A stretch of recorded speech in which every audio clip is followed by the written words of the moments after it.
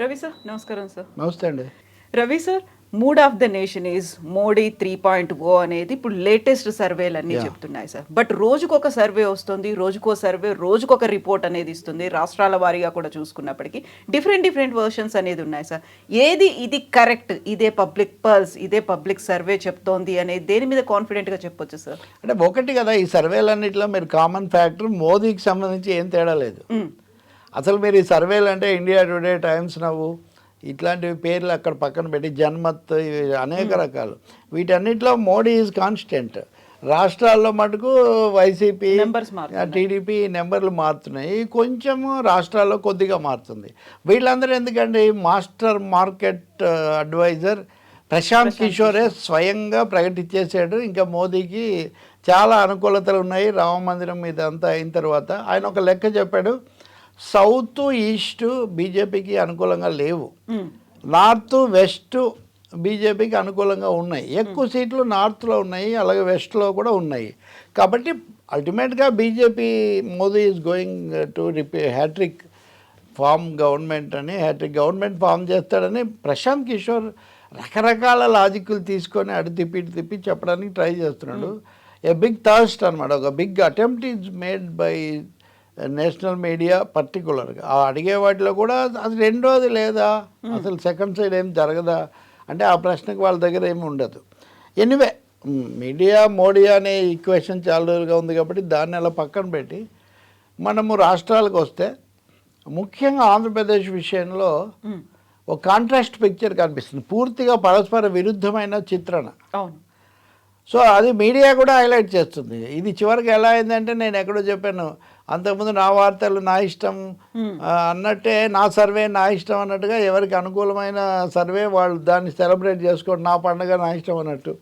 ఇప్పుడు times now survey వైసీపీకి అనుకూలంగా ఉంది, ఈ ఇండియా టుడే సర్వే టీడీపీకి అనుకూలంగా ఉంది. సో వాళ్ళు ప్రచారం చేసుకుంటున్నారు, వీళ్ళు దీన్ని చేసుకుంటున్నారు. దానికంటే ముందు కూడా మనం చర్చించాము, న్యూస్ ఎరీనా అనే ఒక సర్వే, ఎలక్షన్ అనే ఒక సర్వే, ఆఖరికి ఆత్మసాక్షి వాళ్ళు ఇచ్చినటువంటి మూడ్ ఆఫ్ ది స్టేట్ అనే ఒక సర్వే, వీటన్నిటిలో కూడా ఎక్కువ వైసీపీకి అనుకూలంగా ఉంది. మరి ఇందులో ఏది తీసుకోవాలి ఏది తీసుకోకూడదు అంటే ఒకటే నా పాయింట్, తీసుకుంటే అన్నీ తీసుకోవాలి, తీసుకోకపోతే ఏది తీసుకోనక్కర్లేదు. ఓకే, కాన్ఫ్లిక్టింగ్గా ఉన్నాయి, ఇవి చూద్దాము ఎలా ఉందో అనుకోవాలి. అలా కాకుండా ఇప్పుడు మళ్ళీ దీంట్లో తేడాలు వస్తాయి. ఉదాహరణకు వైసీపీ వాళ్ళు ఇప్పుడు సీ ఓటర్ సర్వే నిన్న సజ్జల రామకృష్ణారెడ్డిని కూడా అడిగారు, ప్రభుత్వ సలహాదారును. ఆయన గతసారి కూడా సీ ఓటర్ టీడీపీకి అనుకూలంగా ఇచ్చింది, ఘోరంగా భంగపడ్డారు వాళ్ళు. కాబట్టి దానికి అసలేమీ విలువ లేదు, వచ్చేదేదో జరిగేదేదో జరుగుతుంది. పైగా వాళ్ళు పొత్తుల కోసం ఇంతగా పాకులాడుతున్నారంటే దాన్ని బట్టి వాళ్ళ కాన్ఫిడెన్స్ చాలా తక్కువగా ఉందని తెలుస్తుంది కదా. అంత స్వీపింగ్గా మేము ఓడిపోతామని తెలిస్తే ఇంకా వాళ్ళు ఇంత పొత్తులు, ఇన్ని షరతులు ఒప్పుకోవటం, ఢిల్లీ దాకా చుట్టూ తిరగడం ఇదంతా ఎందుకని వైసీపీ దాన్ని ఎక్కువగా ముందుకు తెస్తుంది. మరి మీకు నిజంగా అంత కాన్ఫిడెంట్ ఉంటే మీరెందుకు అభ్యర్థులు 80 మందిని మార్చారు రకరకాలుగా అని టీడీపీ, మా అభ్యర్థులు మేము మార్చుకుంటాము అంటే కాదు కదా. స్థానికంగా అంత వ్యతిరేకత ఉంది అని మీరు భావిస్తున్నప్పుడు ఇది ఎంతో కొంత పైన కూడా వర్తిస్తుంది కదా అని. అంటే నేను చెప్తుంది ఆర్గ్యుమెంటు, కౌంటర్ ఆర్గ్యుమెంటు, కనీసం 2 వెర్షన్స్ ఉన్నాయి అని అయినా కానీ గుర్తించడానికి సిద్ధంగా ఉండట్లేదు ఇక్కడ. ఇంకా అయిపోయింది. నిన్నటి నుంచి ముఖ్యంగా తెలుగుదేశం ప్రభుత్వానికి చాలా వ్యతిరేకత ఉంది, తెలుగుదేశం వచ్చేస్తుంది, అనుకూలత ఉందని. అఫ్కోర్స్ అసంతృప్తి ఉంది, అనేక సమయాలు ఇట్లాంటివన్నీ కూడా జరిగాయి, అదంతా నిజమే. కానీ వాటన్నిటిని పరిష్కరించుకునే లేకపోతే కొంచెం అనుకూల వైఖరి తీసుకునే ఒక ఛాన్స్ కూడా ప్రభుత్వానికి చివరి వరకు ఉంటుంది. ఏం జరుగుతుందో మనం చూడాలి. సర్వేలు మటుకు మీరు అన్నట్టు పరస్పర విరుద్ధంగా ఉన్నాయి.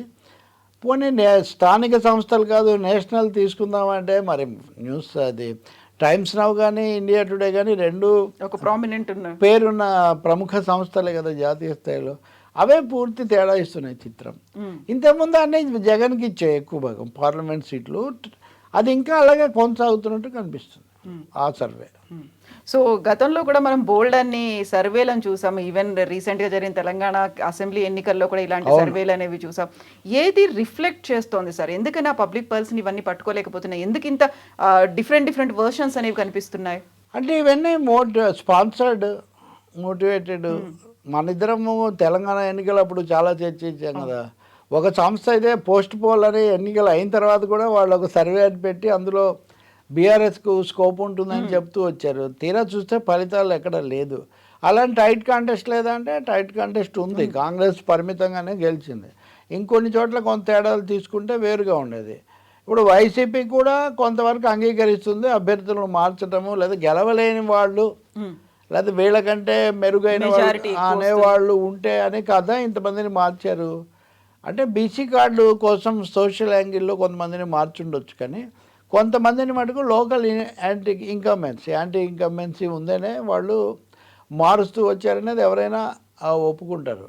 అయితే ఇప్పుడు వైసీపీ వాళ్ళు ఏమంటారంటే మొదట అవన్నీ చేసాము, మిగతా వాళ్ళు ఏం చేయకముందే మేము చేసాము కాబట్టి early bird catch the fish అని మేము ముందుగా ఇవన్నీ చేయడం వల్ల మేము అడ్వాంటేజ్లో ఉన్నాము. ఆ వచ్చిన అలజడో లేకపోతే అన్రెస్టో ఏదైనా ఇప్పటికి అది సబ్సైడ్ అయ్యి కొంచెం చల్లబడింది అని చెప్తున్నారు. చల్లబడమే కాదు, అసెంబ్లీలో ఆయన ఎవరు కాపు రామచంద్రారెడ్డి అంత తీవ్రంగా మాట్లాడిన వ్యక్తి వచ్చి ముఖ్యమంత్రి దగ్గరికి వచ్చి కాఫీ తాగిపోదాం రా అంటే ఆయన వస్తున్నాడు.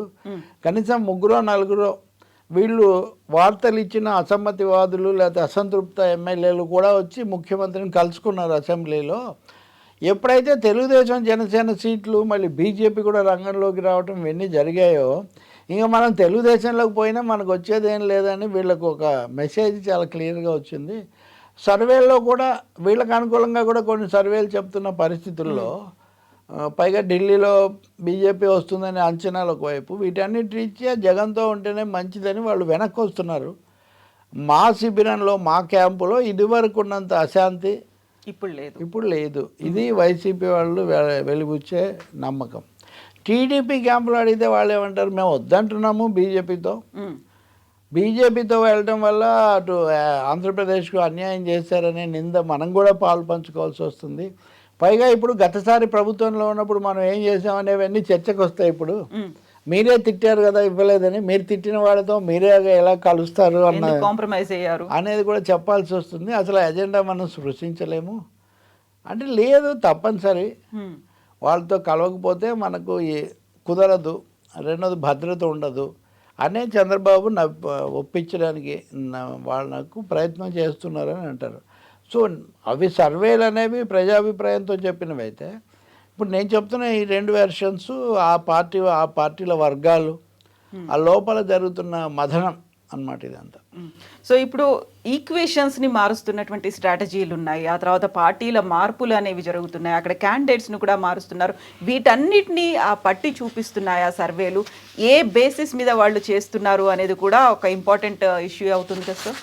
ఆఫ్కోర్స్ తప్పకుండా అండి. ఇప్పుడు వీటిలో సర్వే ఉంది, ఒక 30,000 మందితో మేము తెప్పించాము డేటా ర్యాండమ్ అని చెప్తున్నారు. ఇంకొన్నేమో రకరకాల ఓటింగ్ ప్యాటర్న్లు, లేకపోతే చాలా తక్కువ మొత్తానికి ఇందులో ఏవి 1,00,000 మంది 5 లక్షల మందిని కలిసామనో, పెద్ద రాష్ట్రం కదా అటువంటివి ఏం లేవు. కొన్ని వేలల్లో అది కూడా సెలెక్టివ్ చోట్ల చేసి దాని ద్వారా లెక్కలేసి చెప్తున్నటువంటివే. అందుకని ఈ సర్వేలే శిరోధార్యం అని అనుకోనక్కర్లేదు. మనకు వ్యతిరేకంగా ఉండొచ్చు, అనుకూలంగా ఉండొచ్చు. అర్థం చేసుకోవడానికి సూచికలుగా మటుకు అవి ఉపయోగపడే ఒక అవకాశం ఉంది.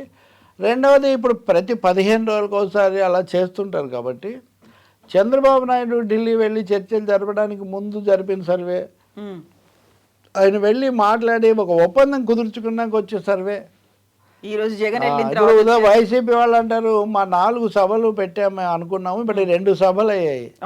అంబేద్కర్ విగ్రహము, అక్కడ భీమిలి దగ్గర సభ, తర్వాత ఇక్కడ దెందులూరులో సభ, ఇవి అయిన తర్వాత 3 మారింది మా పార్టీలో చాలా వరకు. మిగిలిన 2 సభలు అయిన తర్వాత ఇంక ఈ 3 ఉండదు అసలు. పైగా పల్లె ప్రజలు, సంక్షేమ పథకాల వాళ్ళు ఇప్పటికీ ఓటు అంటే ఇంకా ఆయనకే వేయాలన్నట్టుగా ఉన్నారు. వీళ్ళంతా అసభంగం చెందుతారని వాళ్ళు అంటారు. వీళ్ళేమో ఇప్పుడు ఇందాక మనం అనుకున్నట్టు ఉద్యోగుల్లో అసంతృప్తి, లేదా కొన్ని పట్టణ ప్రాంతాల్లో నెరవేరకపోవటం ఇట్లాంటివి ఉన్నాయి. మరి వాటిని ఓవర్కమ్ కాగలుగుతారా లేదనేది ఒక ప్రశ్న.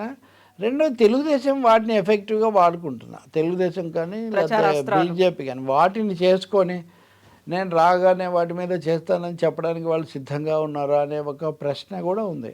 అందుకనే స్టిల్ ఎలక్షన్ సీన్ అనేది. ఇంకోటి ఏమో బీజేపీతో కలవడం వల్ల పొలిటికల్ ఈక్వేషన్స్ మారిపోయినాయి. ఒకటేమో సిపిఐ తెలుగుదేశానికి పూర్తిగా దూరం కాక తప్పనటువంటి పరిస్థితి ఏర్పడింది. కాంగ్రెస్ తన వచ్చి సొంతంగా తను ఒక వేరే మార్గంలో వెళ్తానని చెప్పి షర్మిల రాజకీయాలు అవన్నీ ఆమె చేస్తున్నారు. షర్మిల కూడా తెలుగుదేశం మనిషే, తెలుగుదేశం ఈమెను ప్రేరేపించిందని ప్రజలకు చెప్పడానికి వైసీపీ చాలా వాళ్ళ పథకాలు వాళ్ళు వేస్తూ ఉన్నారు. కాబట్టి వీటన్నిటిలో రాష్ట్రం కోసం ఏదైనా పోట్లాడగలిగేది గట్టిగా ఉండేది జగనే, పథకాలు ఇచ్చేది కూడా జగనే. కాబట్టి మనం జగన్నే ఆధారంగా చేసుకొని ముందుకు పోవాలనే మెసేజ్ ఎక్కువగా తీసుకోవాలని వాళ్ళు అనుకుంటున్నారు. మరి ఇప్పుడు పవన్ కళ్యాణ్ రంగంలోకి దిగి ప్రస్తుతానికి ఆయన విరామం తీసుకుంటున్నాడు. చంద్రబాబు బీజేపీ మధ్యలో ఏదో తేలితే కానీ ఆయన ఏమీ ముందుకు రాడు, ముందు అడుగు. కాబట్టి ఆ లోపలే వీళ్ళు ఈ 4 సభలు పూర్తి చేసేసుకొని ప్రజలను ఆకట్టుకునే ప్రయత్నం చేస్తున్నట్టు కనిపిస్తుంది.